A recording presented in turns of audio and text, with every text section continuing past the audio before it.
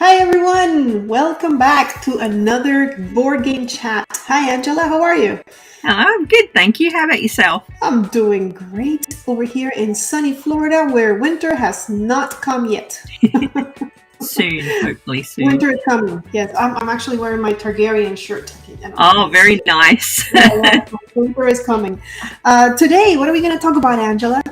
Today we are going to go through some of the Kickstarter games that we're waiting on. Right. I don't know if you guys are like us, but there's always that FOMO and that let's jump into the game before we know what the game is about. So we're going to share the games that we are waiting for. But for that, I'm going to need my handy dandy glasses so I can see my list. There we go. Yeah. Indeed. All right, you want to start us off with the first one?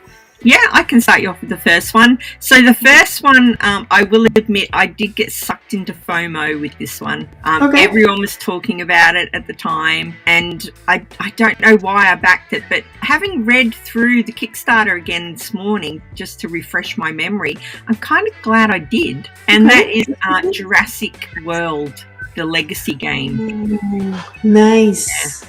So it sounds really cool. It's got I think it's got 12 adventures that you play through.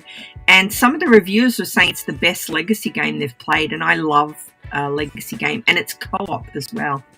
Oh, nice. Are you a fan of the dinosaurs? I'm a fan of the first Jurassic Park. I wouldn't say any of the other ones have. The new one, I didn't even bother to go and see it. Yeah, anything with Chris Pratt and dinosaur related, no. But if this is Jurassic World, I'm guessing is the Chris Pratt probably part of it. Yeah. I noticed one of the extra characters you get on Kickstarter is the blue Velociraptor from one of his films. So yeah, I don't mind that though. If it's a co-op adventure game that's a Legacy game, that sounds awesome. Yeah. That sounds really good. Yeah, I'm kind of jealous. See, that's what happens. That's how you start backing. All right, let's see. For me, okay, I'll start with one that is coming soon. This is Zombicide: Dead or Alive. So I love Zombicide: The Black Plague. I enjoy I enjoy dungeon crawlers. So this is the Black Plague takes care with it's knights. So you're fighting with swords and stuff. So Dead or Alive is Zombicide with cowboys, which I didn't know that I liked until I played Shadows of Brimstone. Up there, you see it. And then I found out how much I like dungeon crawlers with cowboys in them. So I'm looking forward to getting it. It should be here in a couple weeks, so we'll see. Oh, nice. Yeah, I haven't played Zombicide for a long time. But yeah, it's a fun one. Mm-hmm. Yeah. Oh, I'm also waiting for Zombicide Marvel, which is not going to come for a while. But I also backed that one up. So there's 2 in 1. Oh, wow. I didn't even know there was a Marvel version. I obviously missed that when I was on my Kickstarter ban. You missed it. That's fine. It's okay if you miss 1 or 2. There's just too many. Yes. As I found out when I went back through my Kickstarter. Right. Yeah. All right. What else you got? All right. So the next one I've got, I'd totally forgotten that I backed this one. But again, having read through the campaign page this morning, I was like, oh, that sounds right up my street, which is obviously why I backed it. And it's called Mythwind. It's a co-op adventure game, no surprise, co-op, and town building, and it just looks beautiful. So like a fantasy town building game. Nice. Sounds good. Gosh, I missed all of that. I missed all of those. What happened to me? I know. Where were you? It's okay. I have plenty. Another one that I'm waiting for is The Witcher Old World. I just became a fan of The Witcher recently. I really haven't I haven't played the video games because they stress me out, but I do enjoy the story, the dark story. So this one is supposed to be like an open world, do what you want, kind of explore and kind of cool. So I thought, oh, okay, this is good. And now I like The Witcher, although I'm really sad to hear that Henry Cavill is no longer going to be part of it. So, but we'll see how the game goes. Yeah, I know my son-in-law, that's one of his favorite video game series. I think he's played, I don't even know how many, hundreds of hours he's played in The Witcher. I think he might have even played it through a couple of times. He loves it. Yeah, I'll have to ask him how he feels about Hemsworth taking over from Henry yeah, Cavill. He's Australian. But he's not the best of the Hemsworths, is he? No, I guess not. But okay, well, I don't know. It's always tough. Like I remember when they the same thing happened with Batwoman when they what was her name, Ruby Rose left, and they had a new person, and I just lost interest. So I mean, we'll see. Yeah, I think the world lost interest because they canceled the show. So. Yeah, it's so sad. It's really hard to replace the main character. You know? Yeah, that's a tough call. Yeah, and Cavill looked amazing as the Witcher, didn't he? He just looked like the character. Yeah. And he's a Witcher fan, so he played all the video games and he loves it. He's a bit of a geek, isn't he? Yeah. Yes, he is. All right, what else my you next got? one? You'll have definitely heard of this one. Everdell Complete Collection. Yeah. So it's all of the Everdell expansions, the Everdell game. I think it comes with a wooden tree, all of the beautiful components. So I only had the base game before. I sold it to a friend. I think I sold it for $20, by the way. What a bargain he got. So I've gotten rid of my base game, and I'm looking forward to all the extra bits and bobs that comes in it. Well, now you're getting, because that has everything, doesn't it? Yeah, it does. I'm just worried about the size of the box. I'm hoping that it comes with all the separate boxes and that the big box is like an extra thing. But I'm worried that they're going to pile it all into one giant box, and that's kind of annoying because I've literally got nowhere to put it. So we'll see what happens. I know. Once I started putting boxes on the floor, it's like when I knew, okay, I gotta get rid of games. I don't want boxes on the floor. I still have one big box on the floor. I just like the game so much. I don't know. We'll see. Let's see. So next on my list, talking about big boxes. I don't know if this is gonna be a big box. It's called Lasting Tales. I don't really know what it's about. I know the slogan said something about as deep as an RPG, but blah blah blah. I don't remember. They sent me the rules. You know how sometimes they have the rules. You can take a look at them beforehand. Angela, it's 102 pages long. Oh no, that's a no from me already. I was like, can I take this back? That's a novel. Yes, that's a Bible right there. Like, when am I gonna have time to read all of that? Yeah, no. Yeah. So you've backed it. You backed it before you saw the rules. I'm taking it. Yeah, it's supposed to be here May. Well, it was supposed to be here May 2022, but you know how it happens. It's not. Yeah. I haven't even read. I think I started reading. I'm on page 6. And I'm assuming it's a fantasy adventure-y type thing, is it? Yeah. Like an RPG. Yeah.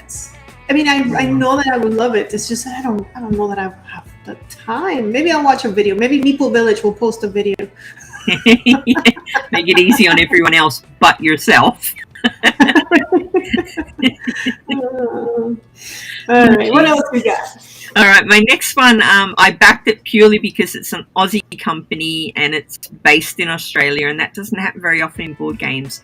And it's called The Gardens, and it's based around the Botanic Gardens in Sydney. Oh, nice. Okay. Yeah. Is it like a tile laying game? It's tile laying, but it's really card laying. So you draft cards, parts of the gardens, and I think it's a 3x9 display, and you have to sort of fill it in with your cards, and you score by matching certain things. And cool. But I mainly got it because it was an Aussie thing, and I was like, oh, I've got to back it. Hey, you gotta support your own. I like it. That's the way to do it.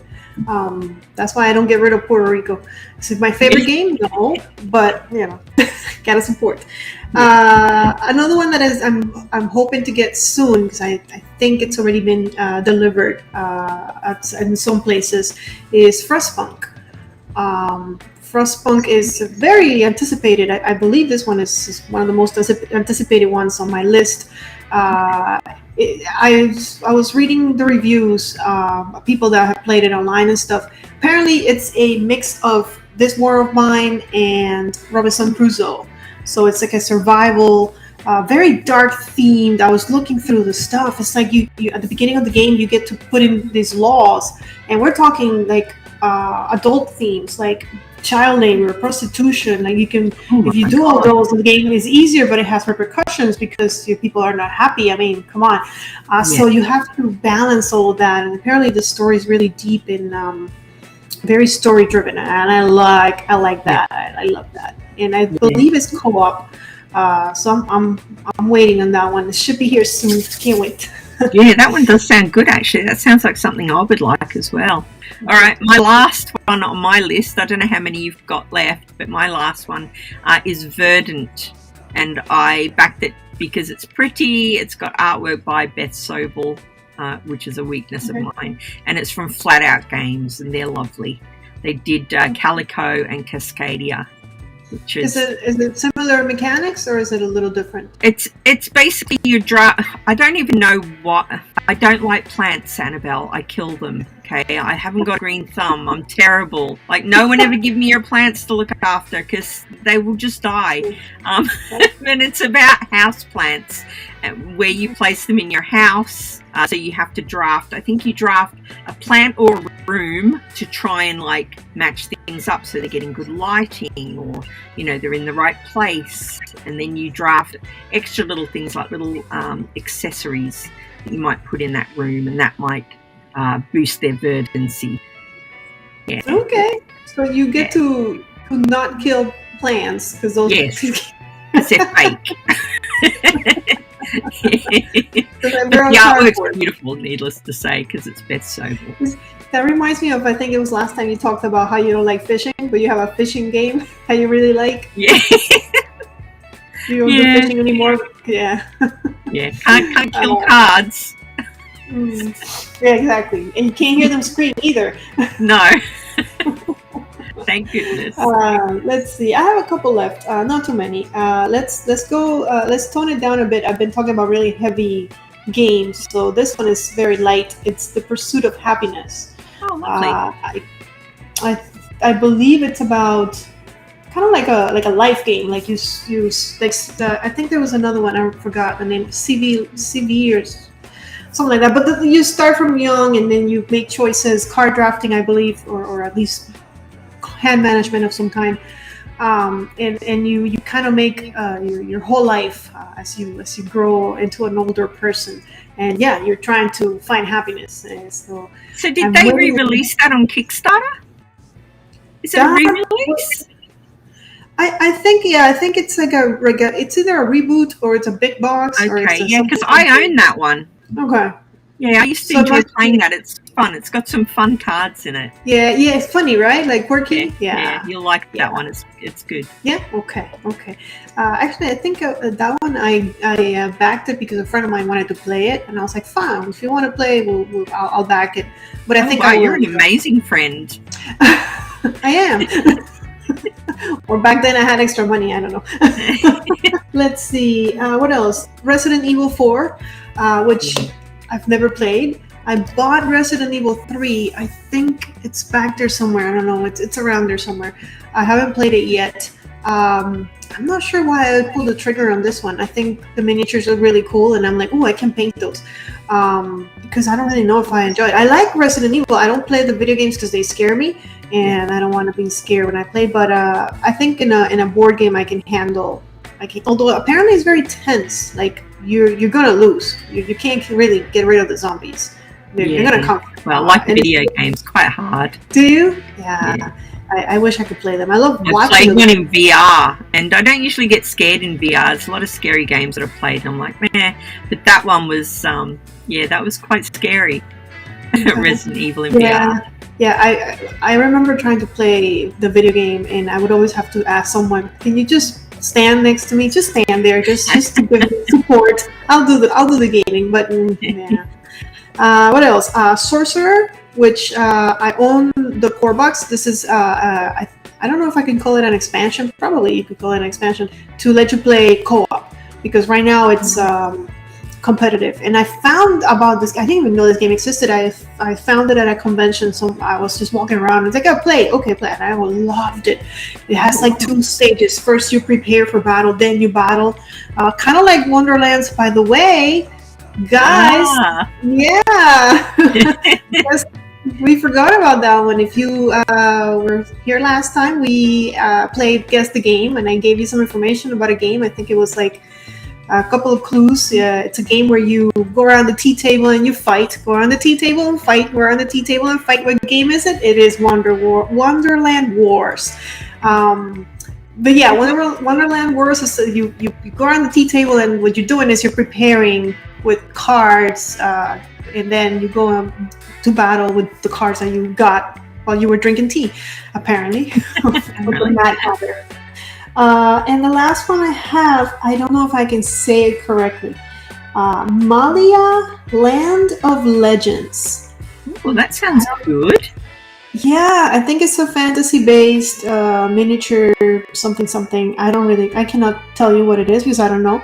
But I must have backed it because I liked it. It's not coming until July 2023, which means December or January 2024, probably. Yeah, I noticed that with a few of mine, that the dates are well gone on when they should have delivered. Yeah. Yeah. Which brings me to my question, since we're done with games. What are you after backing so many games? How do you feel about Kickstarter? Is it worth doing?